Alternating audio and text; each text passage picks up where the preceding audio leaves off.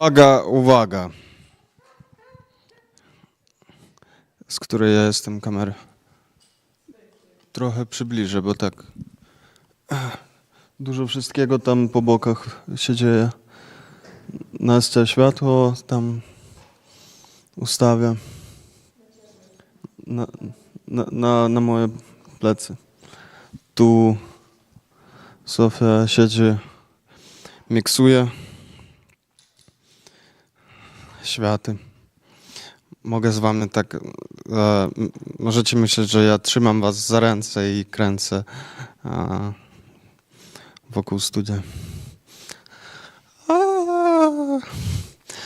No, generalnie sytuacja wygląda tak, że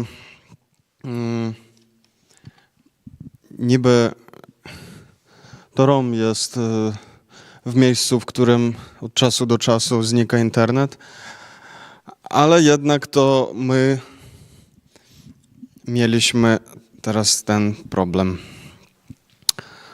Także słuchajcie, my wracamy. We are back. Internet is back to back.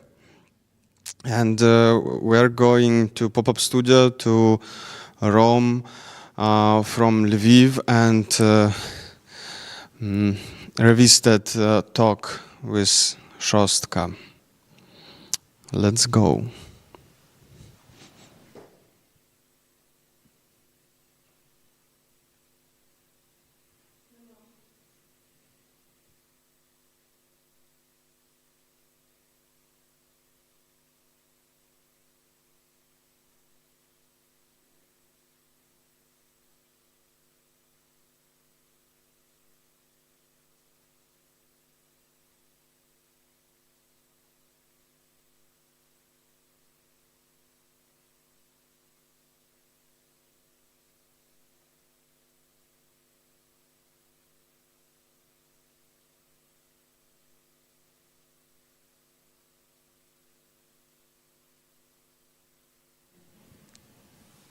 It's okay. It's actually okay that there are no sounds. So we are starting. We find input and let's go. And the global, because you shouldn't like just close yourself in the local, but you should participate in local for this local to be better, and it's connected to the global because everything is connected nowadays. A lot of things that we could talk about and think in this term of connection and superposition and hybrid, yeah. And do, not only yeah, of course, and do, yeah, agree. Maybe Oleg, you also want to add something, or not? Yeah, you can. I'm not sure that I can add something because as I see you better in that direction that me. But for example, I haven't worked directly to American clients, but you do. So like maybe some experience of your working that way. Mm-hmm. Yeah, related to my experience. About each of clients from different countries, they have different cultures, and you will see that. For example, for now I'm working for Canadian project. It is also related to meetings, to streaming, about the government streaming in that way. Yeah. For them it's okay to late for daily meeting every day, so yeah, they can do it. But for example, for our culture it is, I guess, you can be banned for this activity if you late for some meeting. But for them it's okay. Same thing related to Indian culture. They pretty Indian, and I can say that Georgian, they pretty on the chill, can we say like that. They are pretty relaxed every time, and yeah, related to any culture, we have some different points from them. Yeah, if you have some questions, I can explain a little bit more, but yeah. Okay, maybe I have about China. So this China language school here is I found it's symptomatic. Yeah, that it's like in this moment in the history, in this point in the world.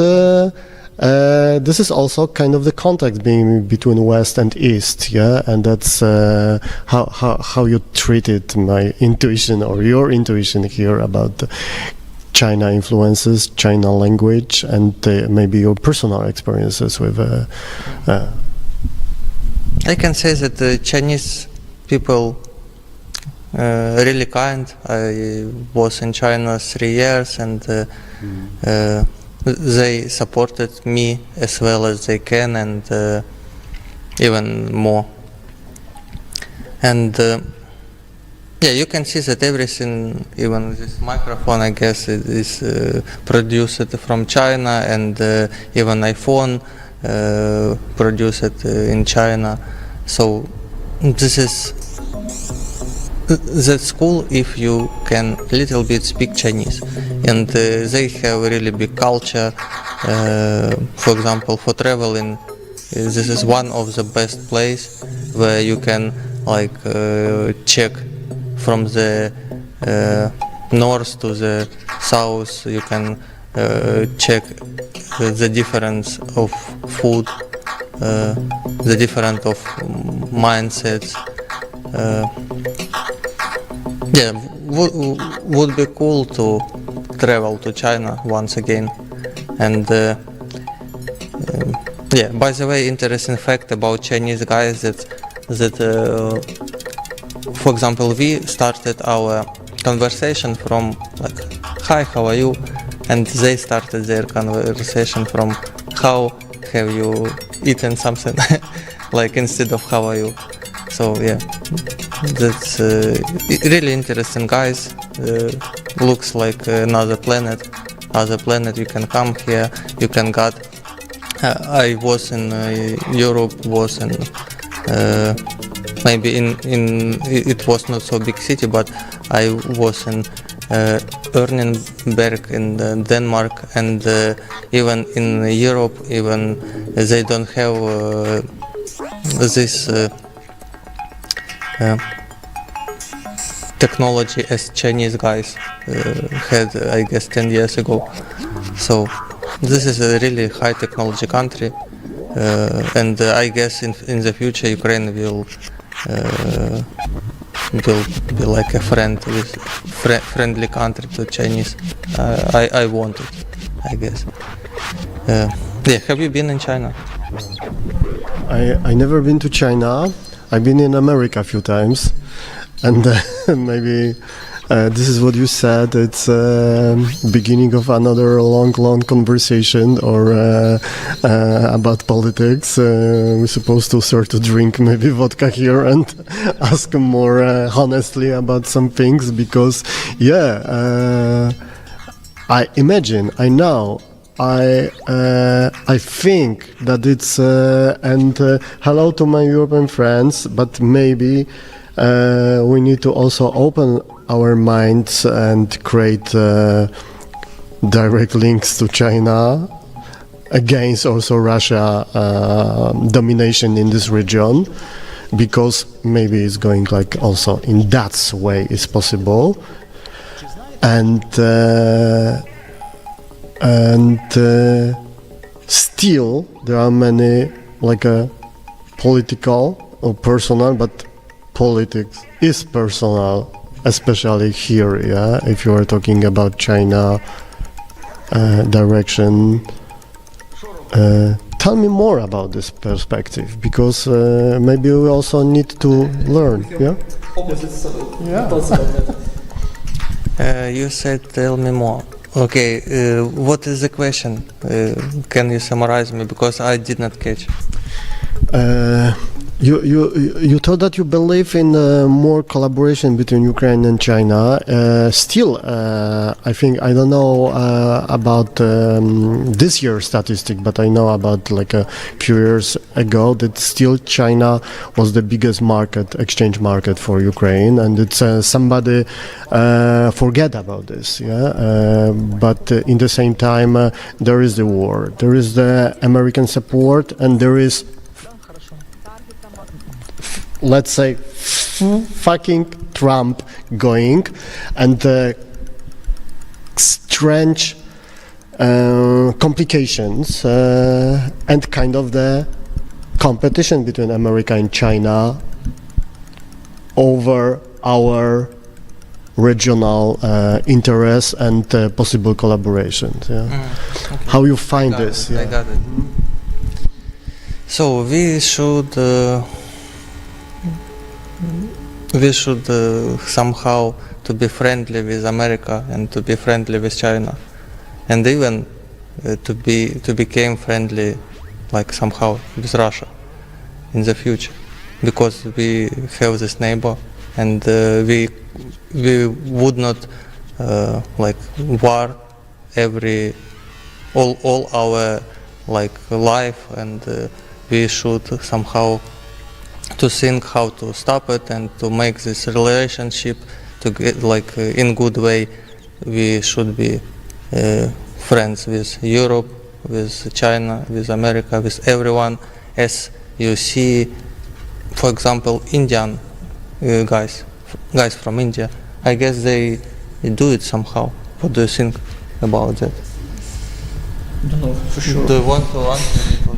Yeah, I can't say about India, but yeah, I could say my point about the China. I think the main issue is the Communist Party of the China, and while they will be on this communist way, it's hard to like build a relationship that you will be sure in, because we have this. We have this experience of the Communist Party in our region, and we understand that nothing good in the end, like good for society, good for people, almost nothing will come out from this. That's why I think like even if connection, yeah, now there is a connection with China. Of course, we are trading with them. We are buying a lot of stuff from China, so we couldn't stop this, of course. But to say that China could be a reliable friend, in this point in our life, I don't believe that China could be a reliable friend for us just because of the Communist Party, like that. Yeah, like it's very like pleasant to think about this future when everybody is friends and everyone was connected and everyone works for like all human future. But don't know, I don't believe in future like that. Yeah, for me it sounds a bit utopian. Don't know, maybe in 1,000 years when all the countries will go through the post-colonial process, post-imperial process, and in thousands of years maybe the common mindset of the humans will evolve. Could be. Yeah, I hope so, maybe. But yeah, like now in like 100 years, I think it's not so long term to fix all the issues worldwide that we have. Like 100 years, our part is to influence on something that we could influence. Like I like this point from Stoic philosophy. So like you could understand the things that are dependent on you. So like you could influence on something, and you could understand that there are some things that you don't have any influence. And I understand that I have influence in my surrounding. So I could, like as I told, I could take part in organization of IT event and help some people. I could like help someone to study IT, and I do it. I could like I could do some volunteering activity. So this is what I can influence, and this is what I can do in the 1,000 years plan of the better humanity. Yeah, but now at this point, yeah, if we return this circle to China, I think it wouldn't work out in the good way. Yeah, something like that. Yeah, just want to say that if we would not make this relation in good way, we will have the end of our Earth. Okay. So we should somehow to be friendly with Chinese. They are communists, yeah, but what we can say, we have some Arabic guys also. We should somehow to make these relationships, understand that they have little bit different culture. So somehow we should to make this politic in good ways without nuclear war. And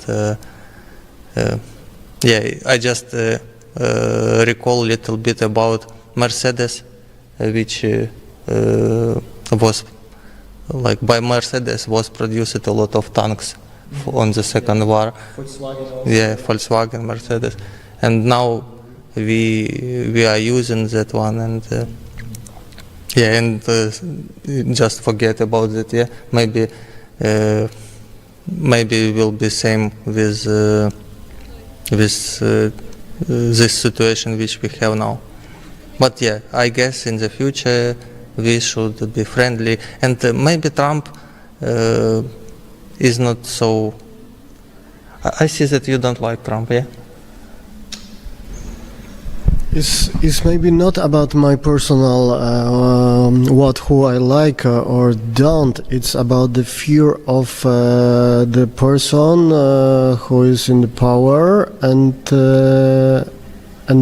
work with a conflict and is able to amplify the conflict and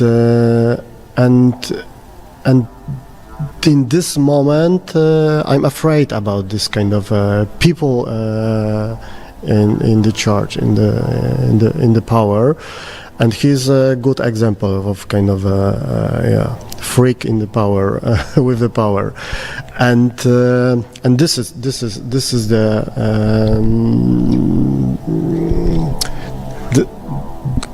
is the point, yeah, about especially about American and China relation. It's about Taiwan. It's about people around Trump who are not in the same with the same statement like you propose to negotiate more, to go into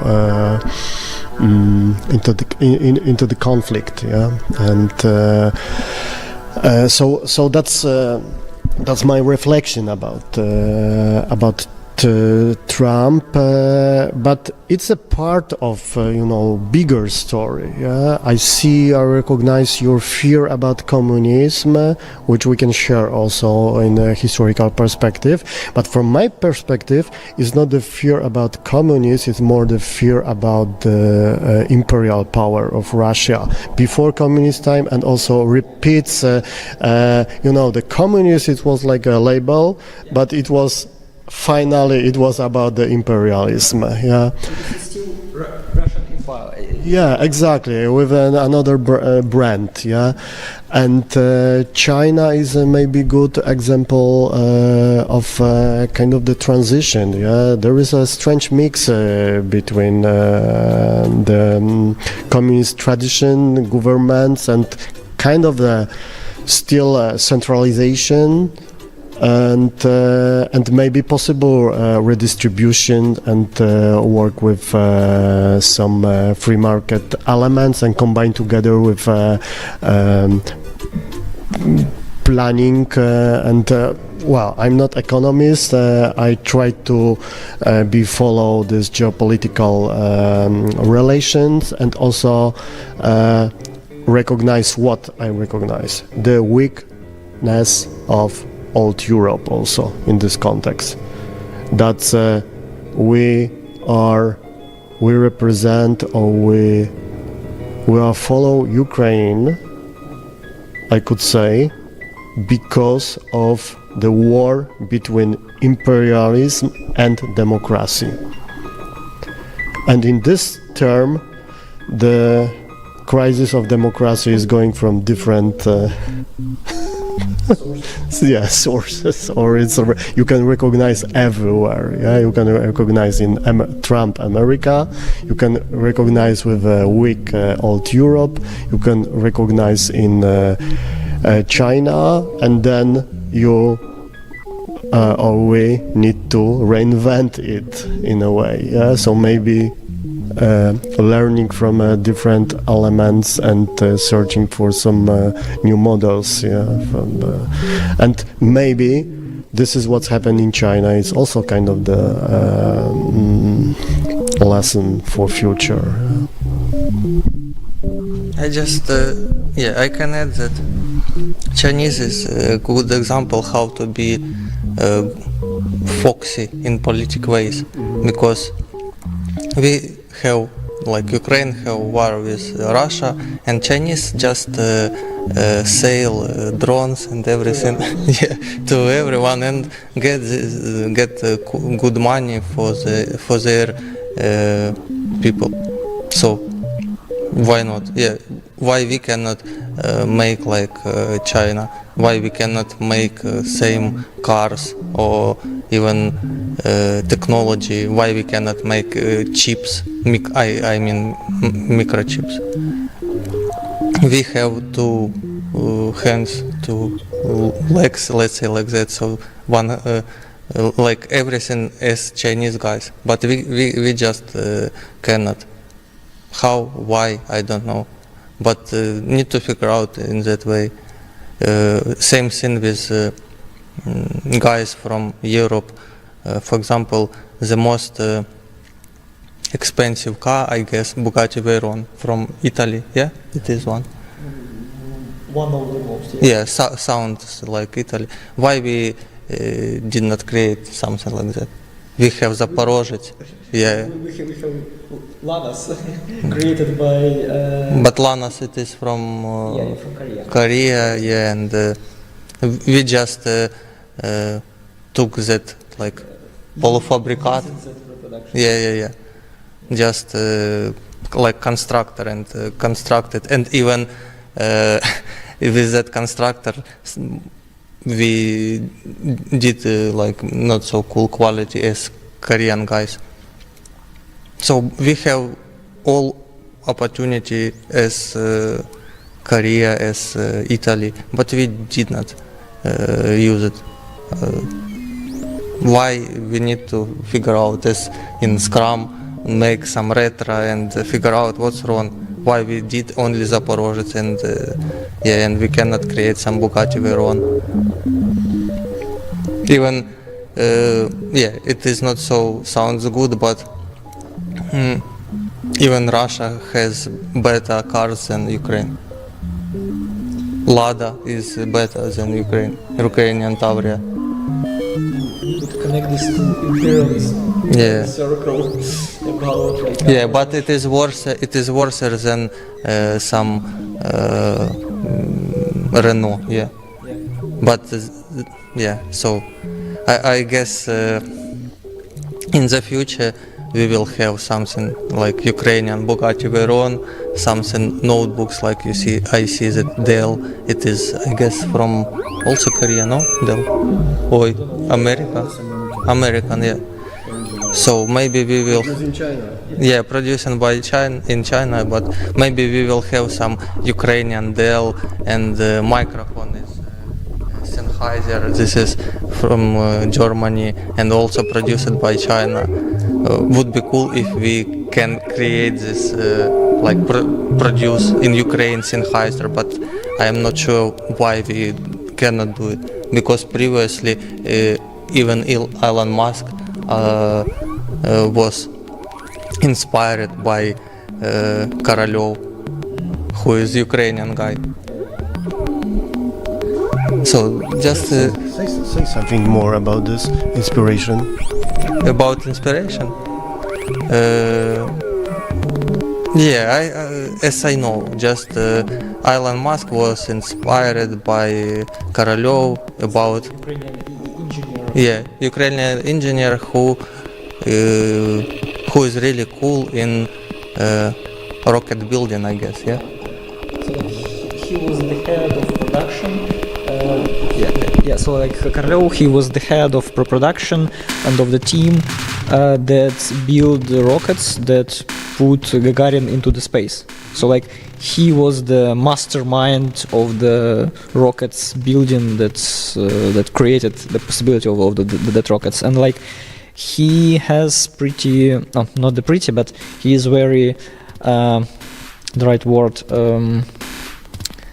The history of his life. So he was imprisoned by Soviet Union, and he was tortured during the prison. After that, he was turned out from the prison and put it into bureau and as a head of the team, and he built it for his previous prisoners. He built the rocket to put human in space, and at some point he died. There are no official data, the official data how he died from Russia, from Soviet Union, and there are some controversial parts, but he one of the point that he could died from the old traumas from the prison times. Yeah. No? Not really, no. No, you can. Yeah, Google, more, I will. because Yeah. We know little bit, but about you can Google and see that it is really cool guy in that ages that he created something like can we say breakthrough technology or something like that, something impossible in that time. And that's cool that we had in previously Korolev, but who is our Korolev in our time? Do we have it? Let's we can Maybe finish maybe we can finish with this. Searching for contemporary Korolev. And let's have it as a mission for the superposition studio. Nice. And I totally agree in that part. That I also believe that we have bright future. We could build it, and this crucial part in it, build it. So we are building now a future now, and we are now creating memories for future us. So let's create beautiful memories for ourselves. Thank you. Thank you, guys. Yeah. Nice. Yeah. Why not?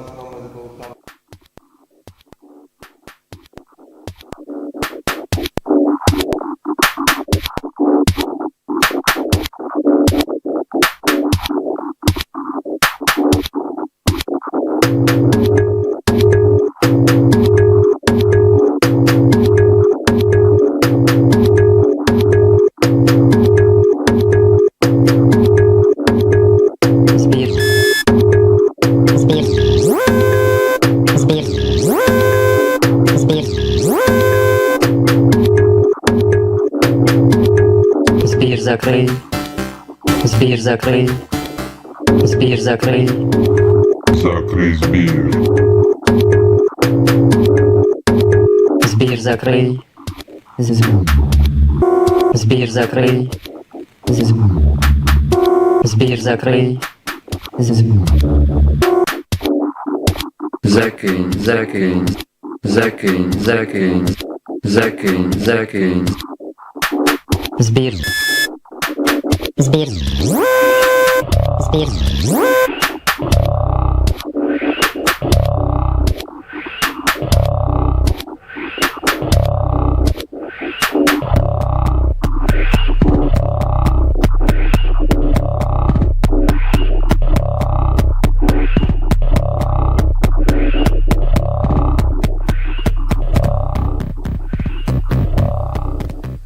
Thanks.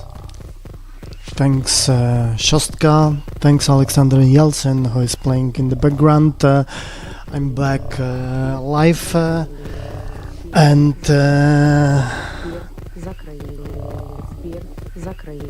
what next? Next, we're still in move. We are still traveling across the map in hybrid way, but also I'm traveling very physically.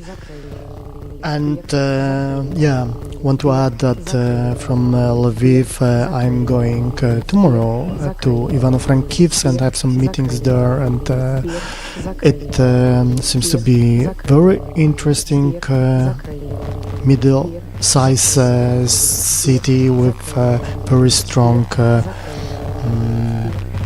activities in the intersection of culture and city life, like post-industrial activism and activation and the industrialization of some parts of the city into post-industrial and cultural industrial hubs and so on. So I'm very curious about this visit. I'm very curious about next days here in Ukraine, collecting more and more inspirations, information, and we'll share it soon. Today was beautiful day in Lviv. I was also shooting some animals, but only with a camera. With a very touching and nice place, which is also kind of the grassroots activism, very concrete support for animals who lost their habits, houses, not only because they are wild and they are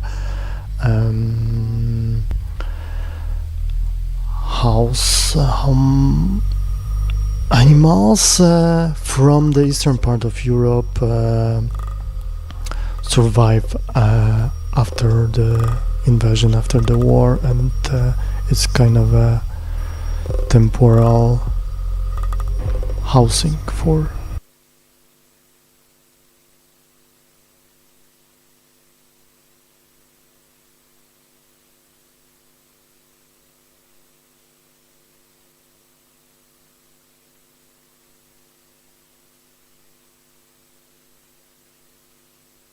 temporal housing for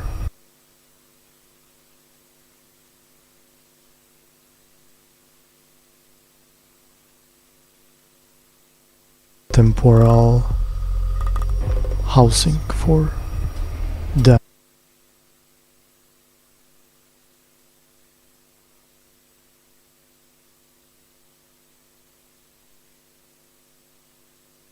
I would like to acknowledge the Wurundjeri people of the Kulin Nation on whose land we meet tonight and pay my respects to elders past, present and emerging. Welcome to our Art Plus film program. We focus on single channel works that harness the unique conventions of cinema, working with international local artists in the ever-expanding field of artist films.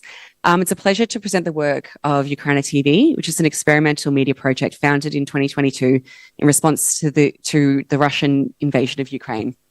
We're really lucky to be joined by two of the artists in the group, Gleb and Rom. They'll be joined, and Sophie, sorry. She's there too, great. They'll be joining a conversation with media theorist and founder of the Institute Network of Cultures, Gert Loving, and Melbourne-based artist Emil Zeal, whose work focuses on the remnants of network cultures to create performance and video pieces. I'll now leave you with Gert and Emil to dissect the work of the group. Thank you. All right, thanks a lot. And we're bringing in Lviv. There we are, Lviv and Krakow. Welcome. Hello to everybody. Yes, welcome Rom, and there, hello, Gleb and Sophie, who are in the studio. Hi. They're in the studio in Krakow, which is part of the Stream Art Studio initiative based inside the Art Academy Intermedia department. Okay. Welcome everyone here in ACME. We have a really busy program. We want to show a lot of things, but also we are amazed, that tonight the technology is with us. Our room is Gleb is showing us around now in the Krakow studio, which is actually a very large space. So there you see the place where the editing is happening. And so there's the space, and then you see a very large space, which is the green room for where Sophie is sitting there right now. Yep, eyes off. This is where about once a week the performances and discussions and DJ sets are happening ever since late February 2022 in direct response to the full invasion of Russia of Ukraine.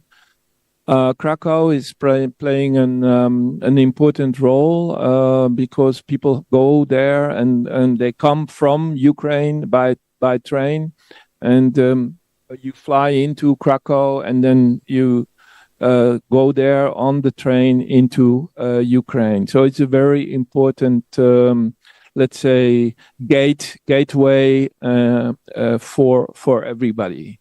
But Rom, welcome. You are at the moment how many? 400 kilometers away from Krakow into Ukraine, and you are in the western Ukrainian city Lviv. Yes, I'm in Lviv.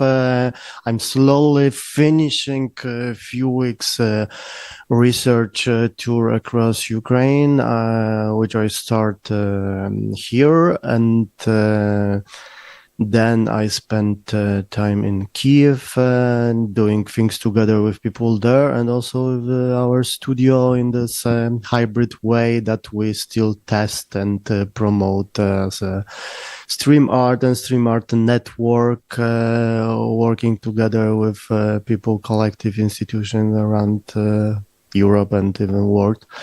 And I also spent a few days in north and eastern part of Ukraine, which was a very strong experience and also very touching and beautiful moment to meet people there, living, working. Yeah, it's amazing that you are with us. It's really something that you are, and that the connection is so clear and without any delay.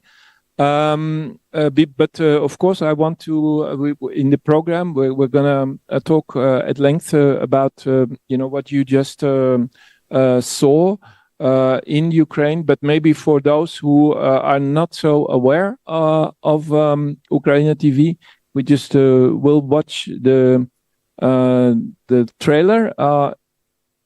Rom, is it old or new, or it's still accurate? Right, it's from late or from early 23 or something like that. It's like beginning of we finished this the beginning of summer of 23, but I think it's still up to date, but in the same time it's like a good starting point because the mission is ongoing.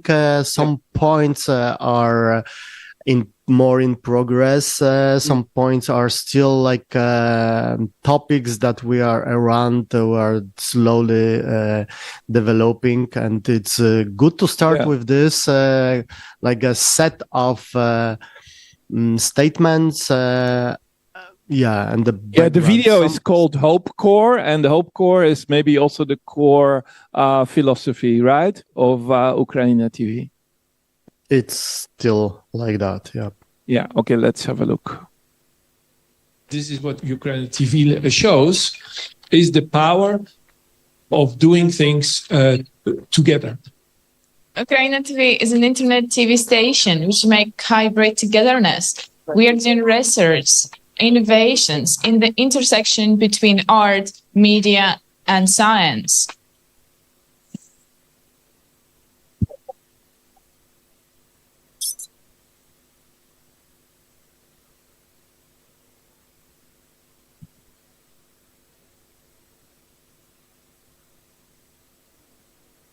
There is a streamer studio in Krakow working well and daily.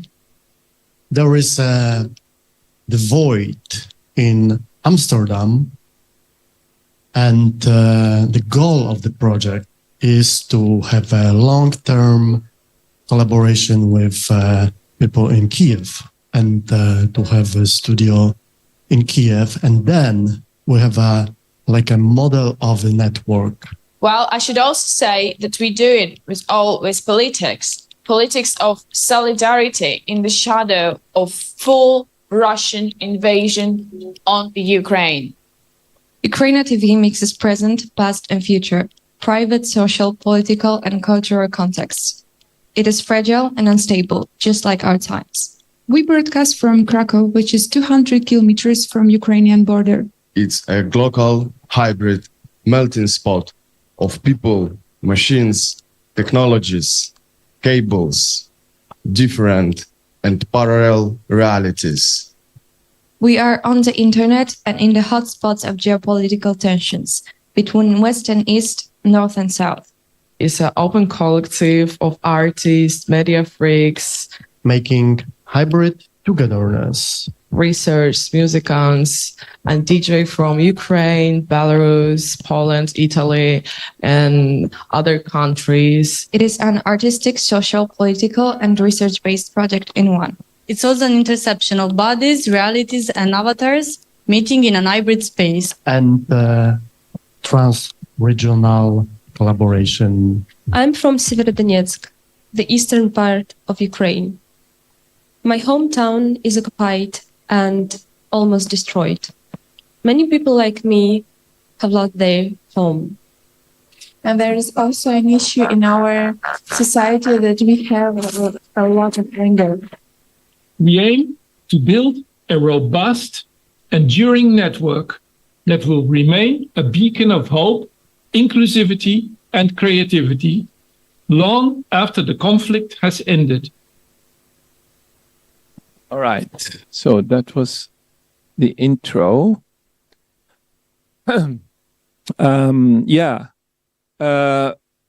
Emil, welcome. Thank you. You are a Melbourne-based, performance artist. You have lived, worked also, in Latvia, very close. Not very far from Ukraine, and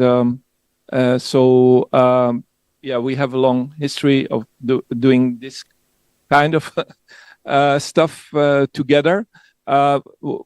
What are your first impressions of the streaming and where this is today? Because we've been doing this almost 20 years ago already. And now we are here, doing this. We're here in Melbourne. What were your first impressions when you found out about UKRAiNATV? I think the aesthetics of this kind of psychedelic overproduction of meaning, of kind of wild color combinations, of this kind of expansive release from reality, I think is super important in the context of the shadow of war. We're used to these images of drone strikes, of kind of military pornography. If we think about war and think about the latest hashtag on Instagram. So I'm curious to ask Rom and Gleb about these aesthetics of kind of wild freedom, or kind of like abandoning reality in face of kind of the horrors of what is surrounding us. And in that way, it kind of also reminds me of Afrofuturism, of the kind of way of like Afrofuturists denying the kind of accepted reality of, okay, a history of slavery, and just accepting that, okay, we're going to move to the future, move to wild aesthetics, move to some unchained futurism. So yeah, that's what first hit me with these aesthetics. So maybe if you could say something about that, Rom and Gleb. Rom and Sophie, Gleb, please join us. We're gonna really dive into the aesthetics as well. I would say the aesthetics is not just a pure image. What always strikes me is that all of this is live. It's done, and the live aspect of streaming. Live bombing. Live bombing is very important, right? It's almost that's the start and the end. It is. It reminds us of course, a little bit of the good old days of the VJing in a club where you have a lot of fun, and yeah, there's a good VJ, and yeah, there you go into the night, something like that. It has that feel. Where does it come from, or where does it go to? Maybe that's even a better question. Maybe it's a good question to Gleb, who is Gleb, VJ in the background, and also researcher in last few months, because he's master about some archaeology in the streaming practice, history, but also our and his own activities in this intersection between VJing, nightlife, clubbing, and our practice. So I also curious about your Gleb perspective on this, because I could say also a few words later about my. Yeah, go ahead.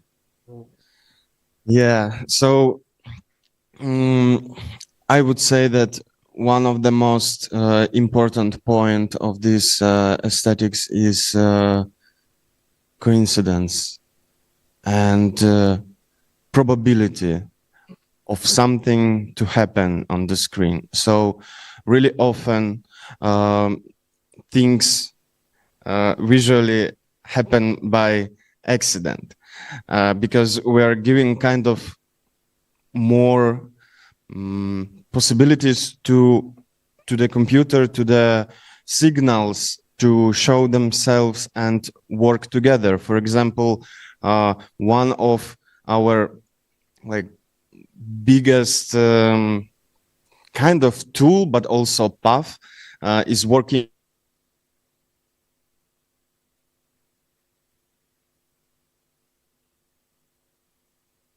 Okay, maybe we lost. Gleb is maybe dropping out. Yeah, you were back. Yeah, thank I'm you. here. Sorry. Yeah. Yeah. So image replicating itself, kind of giving it its own possibility to be live, and this feedback is really important, because we are not using technology just as a tool. We are trying to make a horizontal way of working, and heard you say it perfectly about this VJing stuff, because me personally, I started working with green screen during the coronavirus pandemic at home, and later experimenting with visuals on parties. Actually, here in studio where we are now, Streamer Studio, before here was a club, and I didn't even know. yeah, and I was making visuals on this wall, which is green now, and I'm still doing it, but a little bit in different way. So this wall for me is kind of sentimental.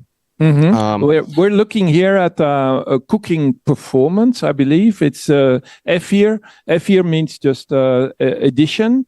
So it's the 113th edition of UKRAiNATV. so quite recent one. The performances, I have to say, they're very kind of old school in the sense that they take a long time, and so they are really quite open. And of course, cooking together, is something really often. Sophie, I also have to say, you're doing a lot of the performances, and I'm always very surprised, Sophie, that you are really one of the few artists who has the courage to make a big fire in the studio, because we're here in the correct Australia, and it's very, very difficult to imagine in an art space where you make a big fire just for the fun of it. But this is kind of the risk that you are taking, and your rituals, Sophie, and your ritual performances, are very important part of UKRAiNATV, if I may say. Yeah, thank you. Yeah, I have a few words about actually this ritualistic aspect. Like magic actually is a pureness experimentation zone, much like as UKRAiNATV actually. And in the beginning of my practice, I approached magic with many mental borders, trying to fit into established ways. However, the deeper I delved, the more I realized there is no single constant truth. And magic is a vast experimental hub, a DIY process, digital sewing, and endless possibilities. This philosophy aligns closely with how UKRAiNATV operates, embracing experimentation and rejects rigid frameworks. And magic involves not only experimenting with techniques and practices, but also questioning and testing the concept, often accepted as implicitly true. And this is resonate with post-materialistic and postmodernist perspective, where reality becomes a dynamic, customizable experience, akin to a pick and mix and DIY approach.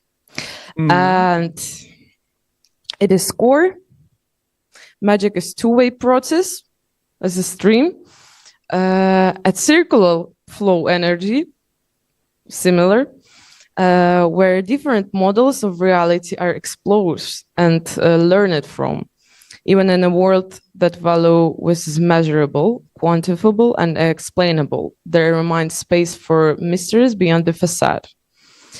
And in the end, I want to add that post-materialism challenges the absolute separation of mind and matter, which is our kind of problem of our being for now. Questioning the mechanical nature of the physical world is invite us to look deeper, to uncover hidden layers and engage with the powers as something that flow from within. So magic and UKRAiNATV too, then is not simply about exerting control, but about expressing your being. The effective magician understand the limits and constraints that shape and channel their powers, using the awareness to navigate and co-create reality. And here you can see now also performance including from the fire, sound. by the way, including fire in the TV studio. But okay, nonetheless. Yeah, as was my performance with Maya Chiara Faber. Mm-hmm. I think your the performances always have a kind of a feminist element, but also technology element and magic. So it's kind of techno magic, feminist techno magic, if you like. But I think also you bring in, and this is for me sometimes a bit harder to understand, but you're also bringing in sometimes older layers, let's say, of Ukrainian folk tales. And also, of course, there is the element that you bring back is the one of witchcraft, and maybe you can say something about that very specific mix in your performances. Yeah, I can say about witchcraft is like it's kind of a tool, which one I use, not only me, but the idea of it is just everything can be a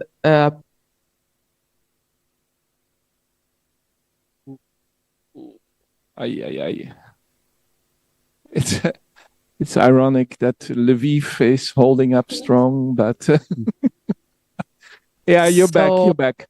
Yeah.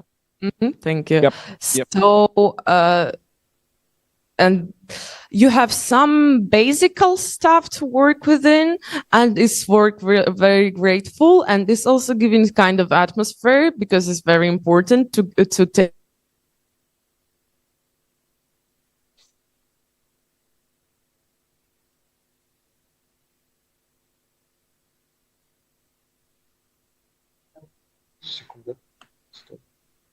The oldest way of creating the magic, but I'm also like them to compare with the more to combine them with more present ways of being. I think it's interesting that the video streams are called efir, and I wonder if you could talk a bit about that, because if I think about what Gleb was saying about the horizontal nature of these long streams, sure, the kind of interconnection between various elements, like to name something is to give it power or take power away from it. So isn't a fear like a spell almost? Is it like you're casting something by giving this a name rather than just a kind of episode? Truly, yes. Yeah, it's like the fives element, which one connect every another element. Yeah, and you should know that in Ukrainian, efir means broadcasting. So very good. Directly, this is like ether. So for us, it means really a lot. Yeah. I wonder, maybe I can turn up the sound a little bit. Yeah. So we can listen a little bit to Sophie performing.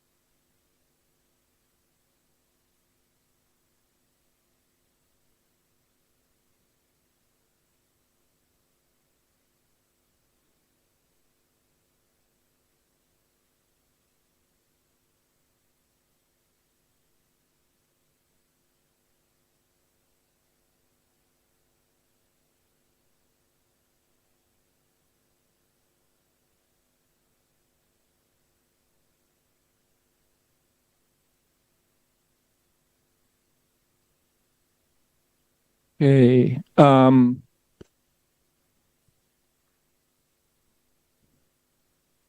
Yeah, if there is a moment, I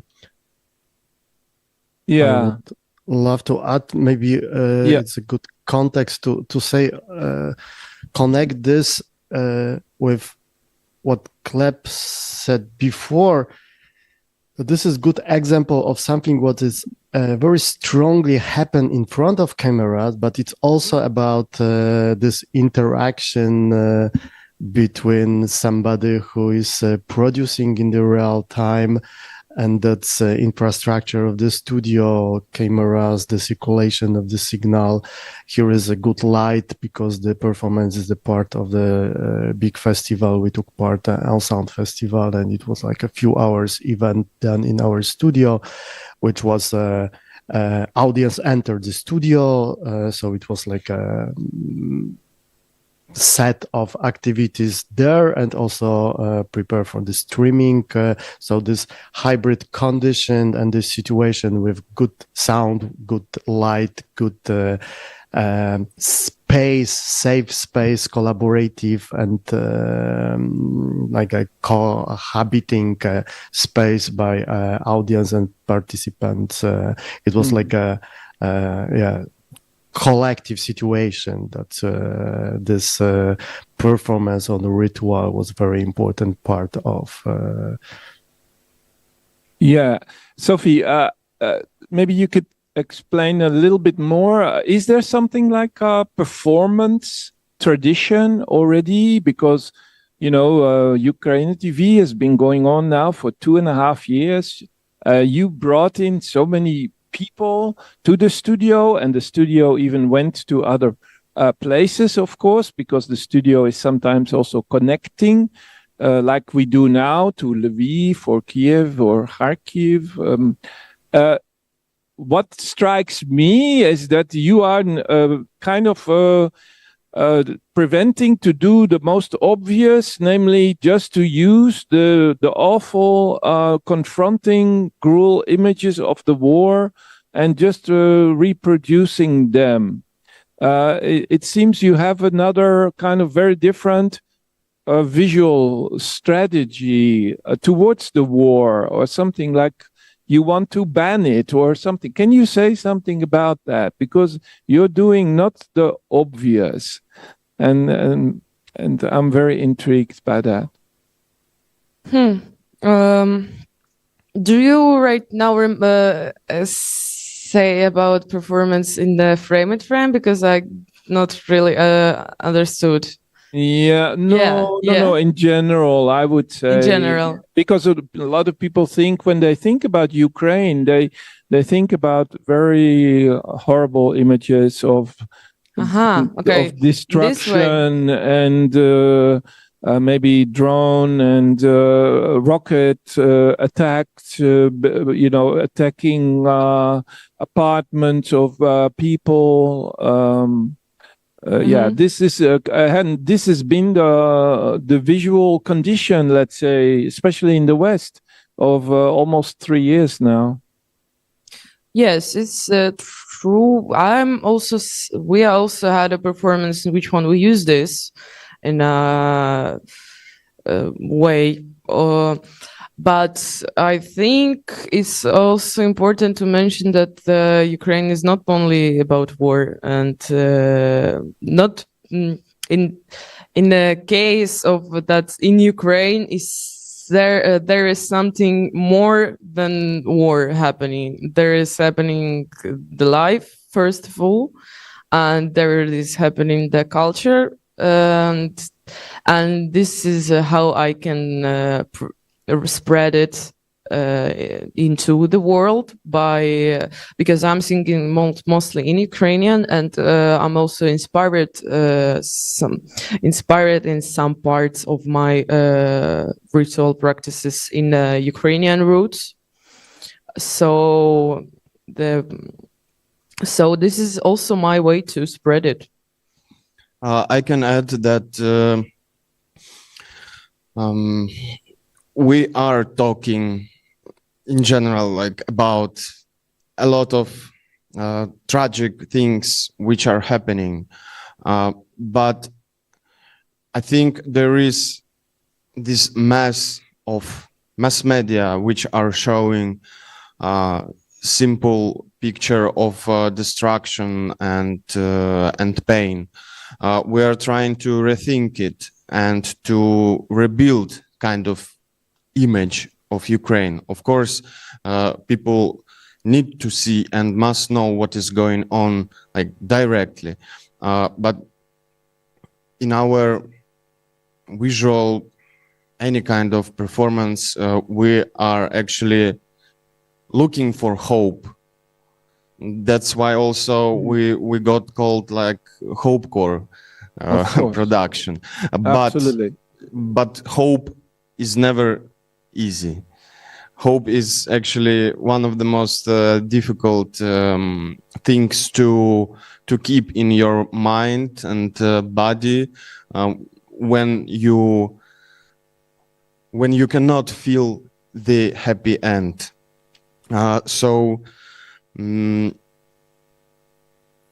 Often actually we're using kind of images which originally are kind of drastic, but we are recreating it and transforming to something more chaotic and unstable, to give it a chance to create something new by itself. Yeah, I think following on from that comment, Gleb, I'm wondering about the audiences for UKRAiNATV, and do you find that audiences, are there stream parties that people get together and watch the streams? Have you had feedback about how people consume the efirs, the streams? Like, are people watching them together? Are they watching them privately? How do the streams work with different platforms? You work using YouTube and other large platforms, so could you talk a bit about that audience perception mode? Yes, of course. Sometimes for people, it's difficult to understand what is connection between Ukraine and what they see on the screen, because that connects to the previous talk we had. So in general, we are pointing that connection with the audience have to be hybrid. So any of our effort or event was only online or only offline.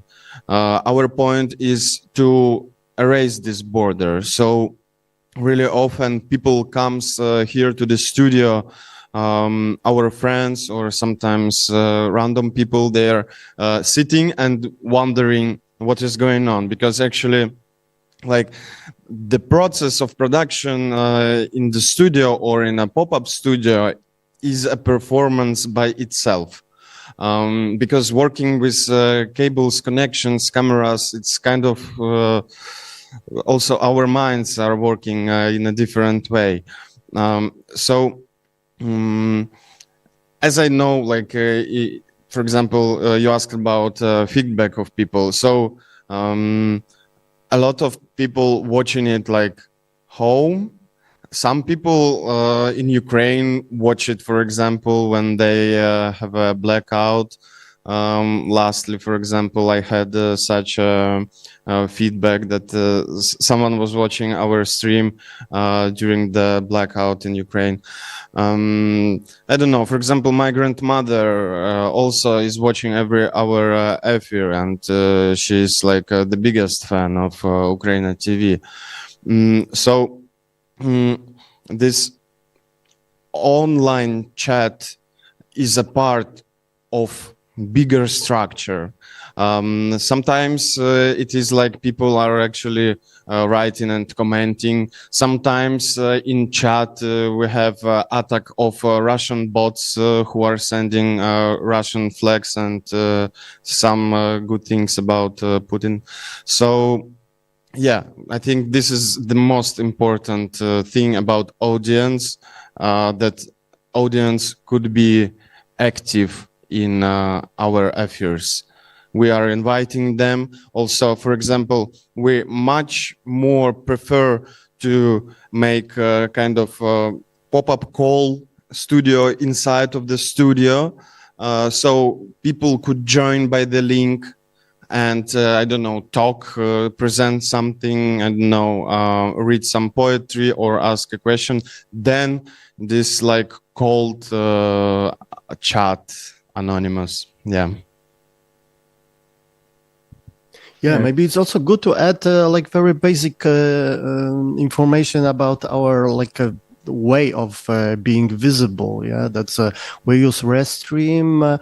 Is a kind of the umbrella that give us possibility to send our each signal to different platforms. So we are in Twitch, YouTube, in a few pages in Facebook, in our website, which is separate to that's big tech platforms, and also we have a small server in the PeerTube decentralized network, which is very important alternative also to that big tech platforms.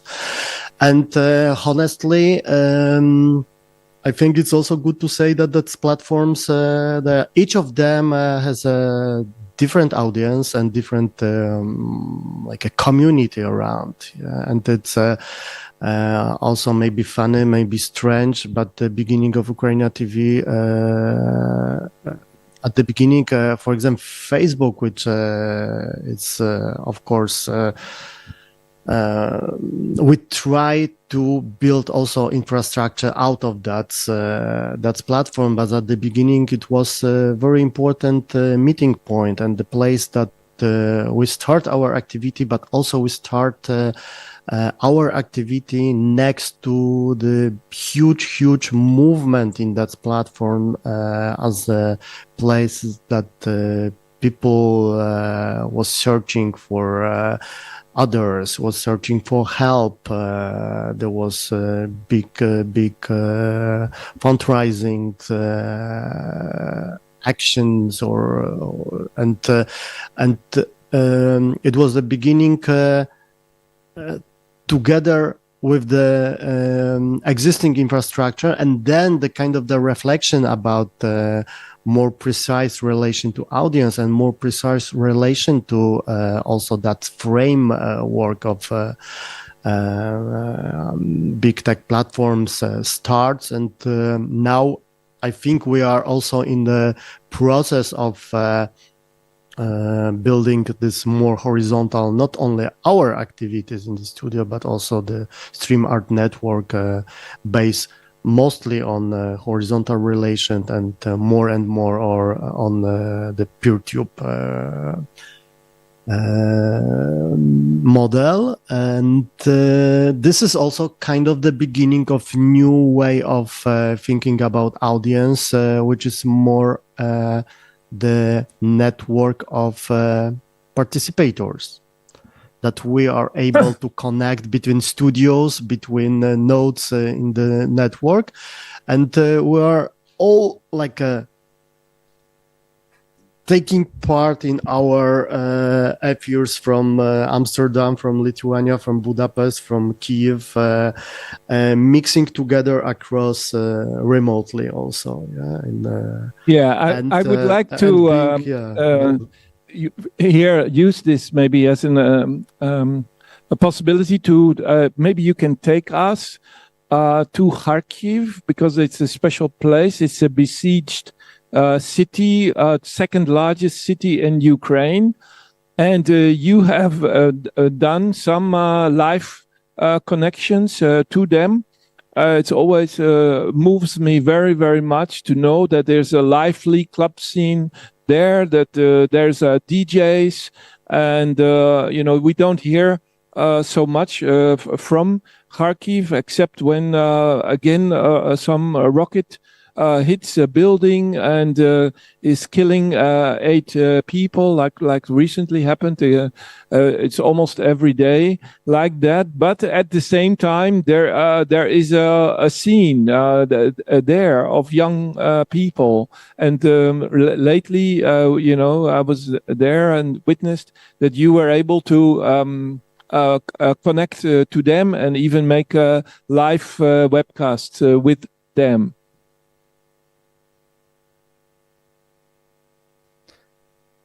Yeah, it could be the example.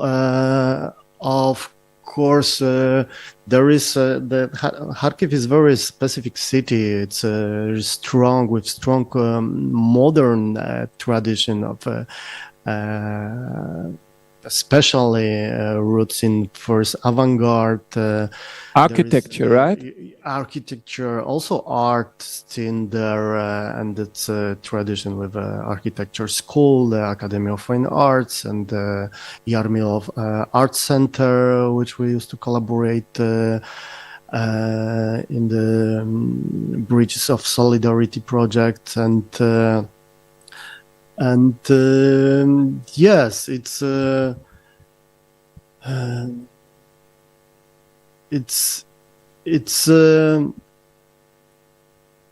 could be one of the best examples of this is what I experience now because I'm now today I'm in Lviv, but it's like part of a few weeks research trip, and I also visit some places in eastern Ukraine, and the testimony from there and the statement from there is very strong. It's like a full-scale life going there, and people try best do events, even there is during the day, because there is tell us more, Rom. Where exactly were you?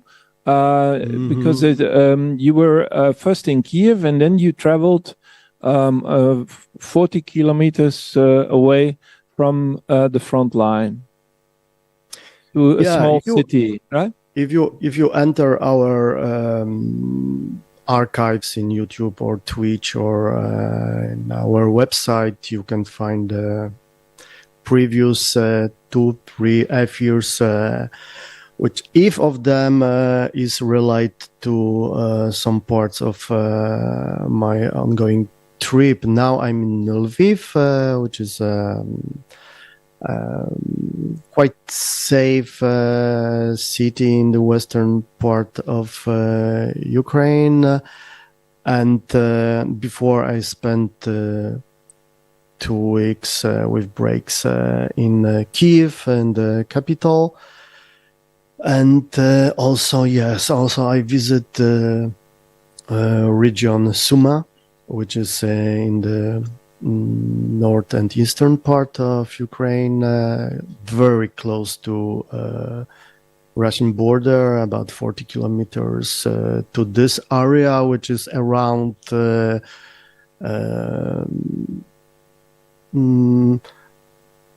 around this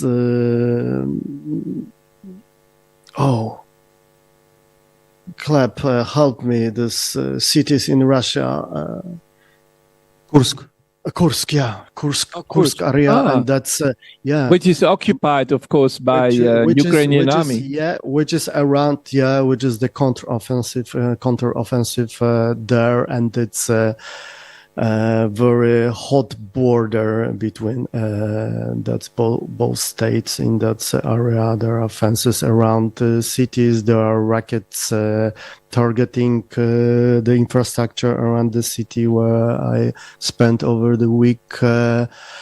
So it's in a way danger. It's in a way really kind of the gray zone just behind the red zone, the front line, and huge activity of people who support what is happening daily there, people who live there, work there, sometimes remotely. I met people from IT working like across the world with companies from Western and Eastern also. There are local activists, there are people collaborating together. There is the local art center where we did workshops and we did one affair from. It was exciting time, also full of discussion about ongoing collaboration, because this is like a complex of issues and topics which are part of our daily activity and call it mission. Yeah, it's about being together in hybrid way because people are not able to travel, because they are stuck in some situation, because some artists, creative people are not able to travel to abroad from Ukraine because of mobilization, because the temporal situation. That also it's about other people who are not able or are afraid to travel to Ukraine to be part of activities there. Yeah, but it's keeping it and working together and exchange and make the space for visibility for the activities there. It's crucial for our activity, and to mix it together with our tools and with our way of thinking about being together, mixing together. Yeah, this hyper reality production that we do. Yeah, this is what you see now. Yeah, explain us maybe a little bit what we are looking at. Because this is very special, right? Yeah, very special, very nice combination one more time of real-time production combined with walking through the space with the camera, with the mobile ID. Yeah, you are with your mobile phone. Yeah, I'm with you my are with the mobile phone in an atelier in Lviv. Yes, right? And it was sending 3 weeks this ago. live. Yeah, I'm sending. Explain what we see, what we look at. Yeah, the first maybe the space and the Koshi lab, the person, the legendary guy staying now in Lviv, working there, living there with his studio full of different stuff, electronics, elements, devices, do it by himself and also combined with silk prints and other different like handmade activities. And this is also a legendary person from the underground electronic scene in Ukraine. He spent his life first in Kiev and next moved to Odessa. He co-created a very famous label and communities there. And now he's there in Lviv. And it's not our first time we collaborate. We did the workshop before together a few months ago. And now I visit him, enter the studio. He was preparing some daily activities with silk prints, and in the same time he presents some new release, new music, and some new devices he produced, like electronic modulators. And it was also like an amazing few hours spent together in this crazy space full of details, like a surrealistic space combined together with this mixing production. It's something maybe, like a real life done. Ron, maybe to explain a bit more. you are when this was recorded, you were with your phone in Lviv in this atelier, and you sent the signal to Krakow, and Sophie was in the studio, and we are actually looking at the live editing of Sophie of your telephone signal, if I'm right. But yeah, something like that. And was it during a live here that you did this, or? Yes. This everything is live, and also the background music. It's live combined together with the visuals. Yeah, it's true. We can. Yeah. And this is mobile is one camera, and another camera. The sound is a bit. The sound is a bit full on. Yeah. It's quite heavy, so it makes it a bit difficult to talk. But so it is in fact a sound piece that we are looking at. So I can't hear the sound in the background now, but we're playing the sound here. It's quite loud and quite heavy, quite confronting experimental electronic sound art, right? Made in Lviv. Our noise. Yes, exactly. The power of noise.